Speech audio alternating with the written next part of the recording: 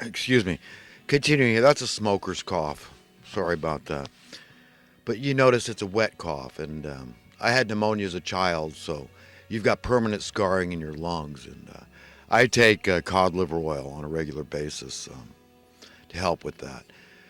It probably saved my life when I was a child. My dad gave that to me.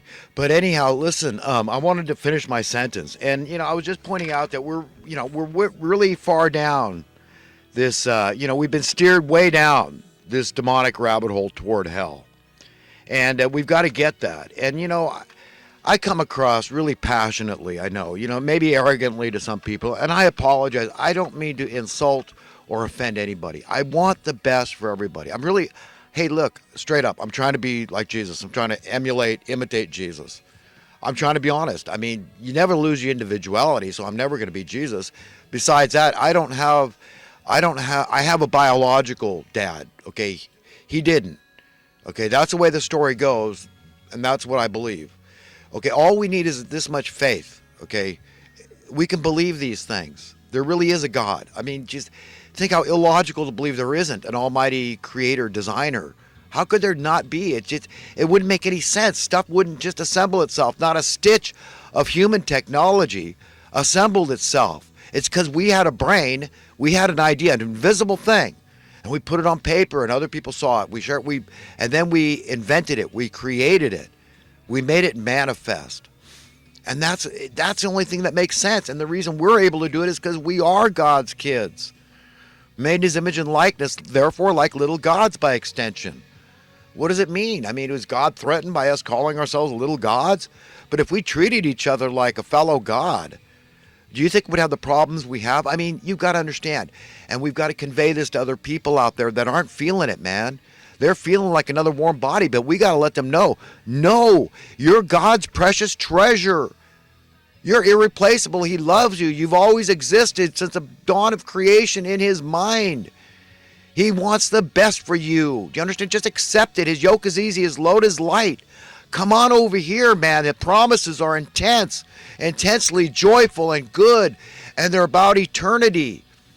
And God can't lie. Of all the things God cannot do, that's one of them. He cannot lie. And the other thing is that He's not stupid. He knows He's not going to, on Judgment Day, He's not going to buy a lot of psychobabble rattling around in my head, your head, or anybody else's head. Okay, we've got to get our head screwed on straight. And our belief system needs to hold water. And God is the source to give you belief systems that can hold water. You think I'm any less human than anybody else? Believe me, my friends, I have a lot of problems, issues, okay? Just like we all do. It is hard being human, okay? And we need to treat each other like that. We need to have that deep, profound empathy for one another that God has. We need to reflect that toward others, project that toward others, and really care and compassion and treating people like they were our own children, because we cannot have a more tender heart toward anybody than our own children. Even an agnostic can understand that. An atheist can get that. Of course you do. They're your flesh and blood. Your own children, even if they're foster children, stepchildren, whatever, you still feel it. They're my kids. I'm their parent. Okay, that's the relationship with God, but He's the ultimate parent. Okay, I talk to my daughters and I try to convey how much I love them, how happy I am, okay, and how glad they make me, okay, with them, and I think that it gets through to them. But I temper that by telling them, look, all the love that I can give you, honey, is just a hint of the love your Father has for you, your owner has for you, okay? And that God is a jealous God. And I'm not here to take His place. I don't want His place. There's one who seeks glory. That's the rightful one. This goes back to the 2 commandments that Jesus gave us. He said the law and the prophets, if you just do these 2 things, love God above all, honor God above all else, have nothing ahead of Him. Give Him your whole heart, soul, spirit, mind, by all your strength, you love God. And then the second one is like it. Love one another in that same way, the way I loved you. This pure, profound love. And only the Holy Spirit can give us that love. When we feel like going off on somebody and something draws us back, that's the Holy Spirit doing that. That's the only one that has that kind of power, because like in James chapter 3, I believe it is, book of James, where the tongue is a restless evil. Okay? It's just the way it is. What man can tame the tongue? What a small spark ignites an entire forest. And that's the nature of the beast. Very powerful. This is the power of the pen, right? It's mightier than the sword. The word, the written word or the spoken word, same thing. So we've got to understand we all have intense godlike power to affect change. We've got to accept that responsibility and do what is dutiful. It's our responsibility. It's an obligation. Okay, you say you're God's friend. I say I'm God's friend. I've got to go forth and fight the good fight for justice and freedom. Okay, and really trying to help people see things through God's eyes, through his point of view, and not through this world, the lens they want you to see it through. Accept it. It all makes sense somehow. And yeah, it's always been like this. The rich get richer and the poor get poor. Hey, it's all just going to get worse and worse. And you got to accept it. It's just, and then we got a whole gaggle of people in the most powerful positions on earth. And they say, well, we need to depopulate. We need to get the earth down to 500 million. Look up the Georgia Guidestones. You understand? You think we're not in a lot of trouble? And then they use the weather as a pretext. Well, look, I mean, it's a carbon footprint. I mean, human activity is destroying the planet.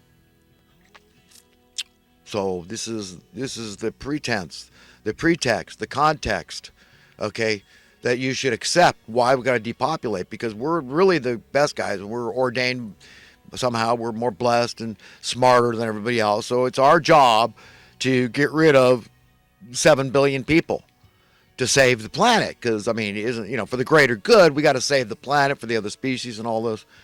I watched Jack Hanna's Into the Wild, You had an episode on the rhino poaching. It's horrible. I mean, this is an awesome looking creature. It looks prehistoric. I mean, of all the creatures on Earth that to me still look prehistoric, the rhinoceros is one of them. But I mean, we're talking about a few bucks here. So I mean, if people say, "Oh, you're crazy, give a basic," don't just give the poachers money to save a freaking species. You say I'm crazy, some bleeding heart liberal. A few bucks. These poachers, these would-be poachers. Say, how much are you getting for those rhinos?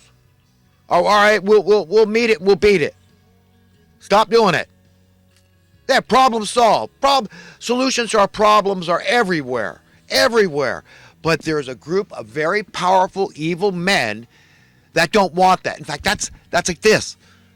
They don't want us to live together in peace and harmony, safety, security, freedom and prosperity across the board. Do you get that? They don't want that. That's the opposite of what they want.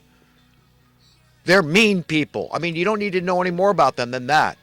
I mean, how do you understand somebody that would sell their soul for a bowl of rice? Essentially, that's it. What they've done here. Hey, how can you value your life in this world? Well, I'm a multi-billion, I'm somebody. I mean, what in the hell are people thinking? Or a trillion. I mean, how much money do you have if you own the perpetual rights to the money printing? You're worth as much as you say you are. Well, nothing to me. I'm a multi-trillionaire. Forget that. I'm an infinite heir. I own the earth. I mean, you look at one multi-billionaire. How much of the world's assets could Jeff Bezos buy? How much? How much of the gold? Just that one man. So if all these multi-billionaires said, well, let's just buy up all the resources of earth and deny them from people, let them die of starvation. It's to save the planet. What's to stop them? It's got to be, it's only God, the finger of God in the mix that's keeping any of us safe. We've got to understand the perilous times we're in because the rubber's starting to meet the road and the evildoers are going to fight like hell, tooth and nail, okay? They're going to pull out all the stops, no holds barred. They're going to do everything. Like the demons are completely beside themselves with fury. They do not want to be rendered irrelevant, but that's exactly what's coming. That's God putting his foot down, is relegating the demons irrelevant. That's it. They're not going to have the relevance. We got to get off money. Do you understand, my friends? We could have done that gradually. We could play this game called capitalism until it created a rising tide of prosperity across the board. And then none of us even care about money anymore. We're serving each other as we wish, one day at a time. We live and enjoy our stinking little lives. We have an absolute compulsion to serve one another. It's an instinct God gave us. You're either useful somehow, or by default position, you're useless. So of course we know we must serve. People need to work. They need to be appreciated. That's the only way they can derive any sense of gratification or satisfaction from this life. Even who's called the wisest man in the world, King Solomon, clearly alludes to that fact, that reality, that truth. So, I mean, the system can't break down. How can it? You think they want you to figure that out? That the only difference is, wow, I could go serve my fellow man with a bounce in my step, with joy in my heart, and a song on my lips, on my own terms, because I only have to answer to my owner, and by extension, my fellow human beings. And I know my welfare is inextricably interconnected to theirs, and theirs is to mine. So I've got every motivation, every incentive, every reason in the world to contribute. And no reason not to. No valid reason. I don't want to be useless. I want to utilize my God-given talent somehow. Even if it means playing my guitar on a street corner, if that's how I choose to express myself and tell the world I'm valuable to you because you enjoy my pleasant melodies, whatever the case may be.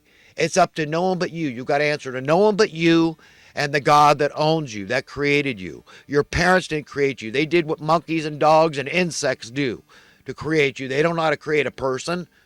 They did what came instinctively. It's like following God's commandment. He makes it ecstatic. He said, go forth, be fruitful, and multiply. And he made it feel very, very good to do so. That's how it is following God's commandment. And conversely, it's the opposite. If we don't follow his commandments, he makes our lives miserable. But it's very tough for any of us to follow his commandments in a world that is so rife, so imbued with utter madness. And people are desperately trying to make sense. I get it. You want to make sense. You want it to make sense.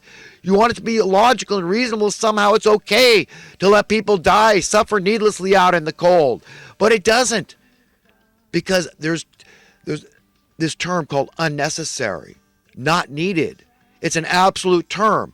It's either we as a collective civilization, society, decide this is either necessary or it's unnecessary.